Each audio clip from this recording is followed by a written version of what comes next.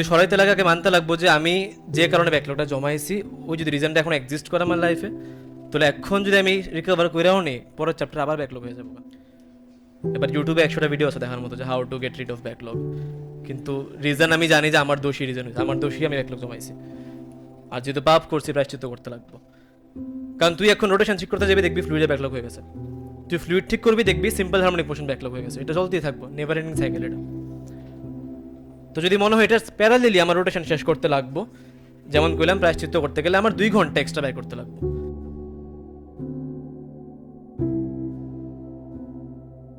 অনেকের রোটেশনে ব্যাকলগও থাকবো নিশ্চয়ই, এটা অবভিয়াস। কারণ শুরুতেই মনে করে আমি রোটেশন স্টার্টিংয়ে গেছিলাম যে এই টাইমটা এমন যে ব্যাকলগ হয়, স্কুল পরীক্ষা ক্লাস মিস দিস না, যদি ক্লাস মিস যায় অন্য ব্যাচে করে নিস। এবার রোটেশনে জেনারেলি প্রত্যেক বছরই একটা ব্যাকলগ ক্রিয়েট হয়, আর যেহেতু ব্যাকলগ হয়েছে সরাইতেও লাগবে। এবার নিজেরা তো জানা আছে কেলিকে ব্যাকলগটা হয়েছে, হয়তো ক্লাস মিস করার কারণে হয়েছে, হয়তো বা ফোন বেশি দেখা হয়েছে, হয়তো বা সরস্বতী পূজার কারণে ব্যাকলগ হয়ে গেছে। যদি কারণ জানা থাকে, যতক্ষণ কারণ জানো, যদি কারণটা যদি না বের হয় তো আমি যাই কম একটা কথা কাজে লাগতো না আর কি। যদি সরাইতে লাগে আগে মানতে লাগবো যে আমি যে কারণে ব্যাকলগটা জমাইছি ওই যদি রিজনটা এখন এক্সিস্ট করে আমার লাইফে, তাহলে এখন যদি আমি রিকভার করেও নিই পরের চ্যাপ্টার আবার ব্যাকলগ হয়ে যাবো। সে এক্সাম্পল, যদি আমি স্কুলের কারণে ক্লাস মিস করছি, যদি সেম জিনিসটা আবার রিপিট হয়, মানে যখন ওয়েবস পড়ার মতো তখন দেখবে আবার ব্যাকলগ হইব, কারণ ওয়েবসের সময় স্কুলের মধ্যে স্কুল পরীক্ষা চলবো। তো যদি এমন হয়ে থাকে যে আমি ক্লাস মিস করছি কারণ স্কুলের পরীক্ষা আসলো, যে কারণে টপিক কভার করা গেছে না, তো আগে ওই রিজনটা সরাইতে লাগবো। যদি এমন হয় যে আমার ক্লাস টাইমের মধ্যে স্কুল পরীক্ষা আসলো, তার মানে এনশিওর কর যে এই সেম লেকচারটা অন্য ব্যাচে যাতে করে আনিস, কারণ অনলাইন ক্লাসে এমন পড়ায় না জানোস। কারণ আমি আমার কোভিডের সময় অনলাইনে ক্লাস করছি, কলেজে কদ্দূর পড়ছি আমি জানি। ভাইবা নেই যে আমি করুম 2x দেখে নেবো লেকচার, দেখতে দেখাতে হয় না। ওই 2x দেখলেও সেমই টাইম লাগে, তুই 2x দেখবি, পজ করবি, নোটস বানাবি, সময় সেমই লাগবে। তো এর থেকে বেটার না জমায় ক্লাসের মধ্যে করে নিস, যে কোনো অন্য বেচায় করে নিস। এবার ইউটিউবে 100টা ভিডিও আছে দেখার মতো যে how to get rid of backlog, কিন্তু রিজন আমি জানি যে আমার দোষী রিজন হয়েছে, আমার দোষী আমি ব্যাকলগ জমাইছি। আর যেহেতু পাপ করছি প্রায়শ্চিত্ত করতে লাগবো। তো এবার অনেকে এই মেন্টালিটি থাকে যে বাড়ির মধ্যে আমি 1-2 দিন বইয়া ক্লাস মিস করে রোটেশনে সব লেকচার দেখে নেবো, তুলে কাভার হয়ে যাবো। ফ্লুইড পরে করুম, আগে রোটেশন শেষ করে নিই, 2 দিনের সব লেকচার দেখে নেবো। এটা প্র্যাকটিক্যালি ফিজিবল না। টার্গেট এমন রাখবি, যখন দেখবি মিট হতেছে না তখন দেখবি আবার ডিমোটিভেশন হয়ে পড়ছে, ভাববি যে আমি টার্গেট বানাইছিলাম, প্ল্যান বানাইছিলাম, কিন্তু প্ল্যানের মধ্যে ফ্লো আসলো। 2 দিনে কোনো সময় 7 লেকচার 10 লেকচারে চ্যাপ্টার শেষ করা পসিবল না। যদি কভার আপ করতে লাগে এটা এনশিওর করতে লাগবো যে আমি কোনোভাবে যাতে কারেন্ট টপিক মিস না করি, এটা যে কোনো সাবজেক্ট হোক, ফিজিক্স কো, কেমিস্ট্রি কো, ম্যাথস কো, বায়ো কো। যদি আমি কোনো একটা চ্যাপ্টারে ব্যাকলগ করে রাখি, রোটেশন হোক, সেন্টার অফ মাস হোক, যে কোনো চ্যাপ্টার হোক, কিন্তু যে চ্যাপ্টার চলতেছে ওইটা যাতে একটা ক্লাসও মিস না যায়। কারণ তুই এখন রোটেশন ঠিক করতে যাবি দেখবি ফ্লুইডে ব্যাকলগ হয়ে গেছে, তুই ফ্লুইড ঠিক করবি দেখবি সিম্পল হারমোনিক মোশন ব্যাকলগ হয়ে গেছে। এটা চলতেই থাকবো, নেভার এন্ডিং সাইকেল এটা। তো যদি মনে হয় এটা প্যারালিলি আমার রোটেশন শেষ করতে লাগবো, যেমন কইলাম প্রায়শ্চিত্ত করতে গেলে আমার 2 ঘন্টা এক্সট্রা ব্যয় করতে লাগবে। মানে যদি এখন আমি 8 ঘন্টা বেড়ে থাকি, 8 ঘন্টা পড়াস না আমি জানি, যদি 8 ঘন্টা বেড়ে থাকি 2 ঘন্টা এক্সট্রা করে আমি 10 ঘন্টা করুম। 8 ঘন্টার মধ্যে আমি যা যা নর্মালি পড়তাম, কারেন্ট টপিক যা পড়তাম সেটা চলবো, কিন্তু বাকি 2 ঘন্টা ব্যাকলগ করতে লাগবো আমার কাবার। যদি 6 ঘন্টা পড়ি 8 ঘন্টা করতে লাগবো, যদি 1 ঘন্টা পড়ি তাহলে কষ্ট করে 2 ঘন্টা বাড়ানোর দরকার নাই, না করলেও চলবো ব্যাকলগ কাবার। তোর লেগে পূজা দেওয়া হয়েছিল, ভগবানই বাঁচাইবো।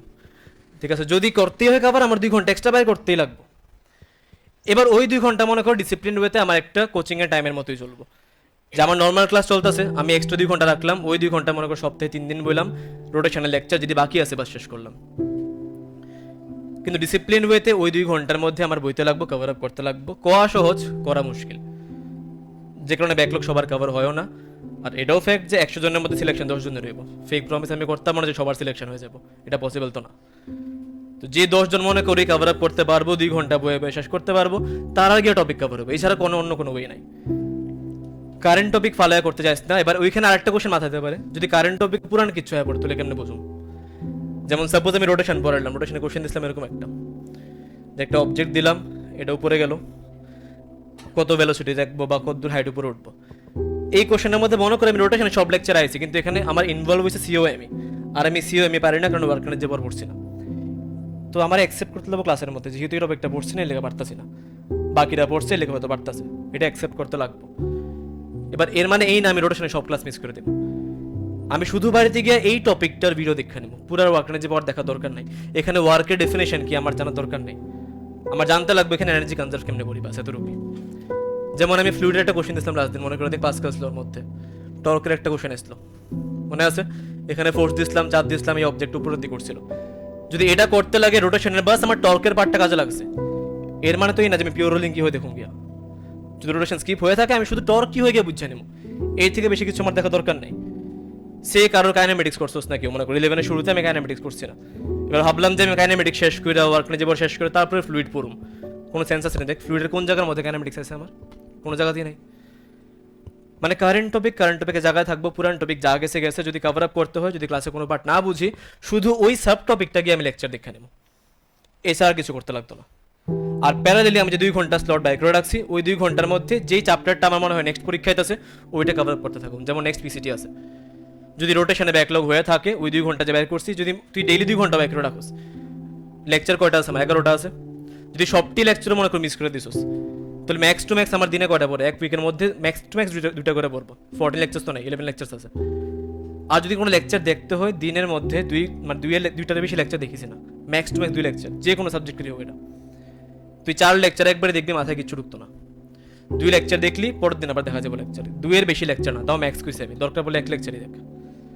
এমন তুই তো না 11টা লেকচারই মিস গেছে, 4টে বা 5টে মিস গেছে, তো 1 উইকে কভার তো করা যাবে। আর লেকচার দেখা মানে এই না যে আমি বারবার পজ করলাম লিখলাম, পজ করলাম লিখলাম, এমনি করলে কোনো সময় দেখবি এফিশিয়েন্টলি তুই লেকচার শেষ করতে পারতি না, সময় বেশি যাবে।